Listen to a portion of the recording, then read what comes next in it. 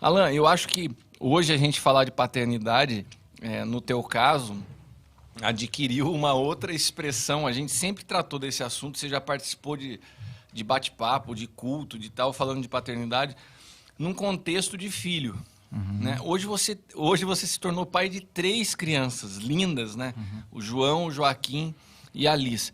Você acha que depois dos teus filhos terem nascido, a tua visão de paternidade mudou muito? Sem sombra de dúvidas. Em todos os aspectos, né? No aspecto... Só parece uma pergunta que eu fiz muito óbvia, mas eu tô falando porque é o seguinte, você sempre teve um entendimento de paternidade quando a gente falava numa perspectiva espiritual. Eu tô falando assim, você acha que o ser pai natural interfere na tua concepção do que é a paternidade espiritual? E a gente está começando, já tô te colocando nessa, depois, para quem está nos acompanhando, nunca ouviu falar da expressão, a gente vai passar pela área de fundamentação teológica, explicação, que o Jefão veio preparado para isso nessa noite. Você viu? É o nosso mestre, né? Mas fala aí, Alan. Mas com certeza. Antes de viver de fato a paternidade, né? Quando falo natural com os filhos, né? A gente vive a paternidade espiritual, a gente desfruta disso, eu desfrutava. Mas quando você tem na vida real o seu filho, você entra num outro universo. E aí você entende melhor essa responsabilidade, né, de fato reproduzir na vida dos seus filhos aquilo que Deus tem e não que eu quero como pai, né? Então, nesse ponto, eu enxergo como a paternidade olhava para a minha vida, eu consigo agora olhar para um outro aspecto, né? A responsabilidade que a paternidade espiritual tem de não colocar as suas vontades, né, distorcida, uma paternidade distorcida. E, ao mesmo tempo, eu começar a aplicar isso naturalmente, ser preciso com os meus filhos, tanto para a paternidade natural, quanto na paternidade espiritual, né, que é, de fato, o que Deus quer para onde caminha, né, a igreja caminha. O pai natural ser um pai espiritual. A gente vai falar mais sobre isso, mas mudou muito, amplia muito essa visão de paternidade, a visão do que Deus fez por nós, entregando seu filho em todos os aspectos. Você, né? Você já começou a ter uma sensação de frustração, de querer ensinar uma coisa e teu filho já está tendo isso? Muito.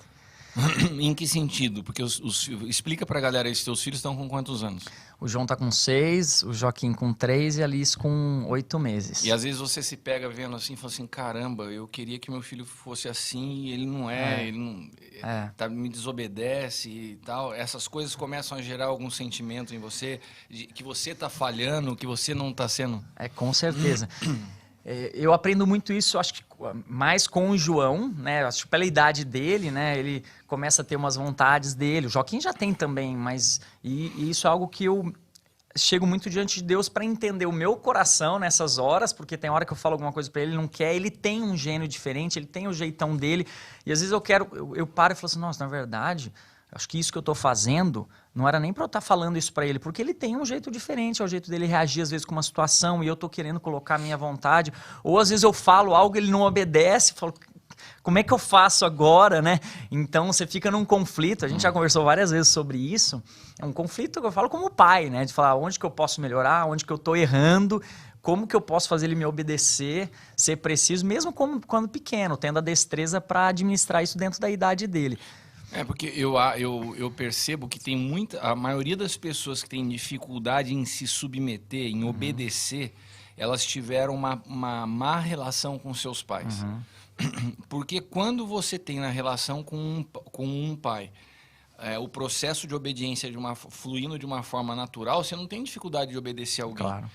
Agora, você vai aprendendo ainda mais a força da obediência quando você se torna pai e quer levar o seu filho você fala assim, caramba, ele não está entendendo que isso aqui é pro bem dele, pô.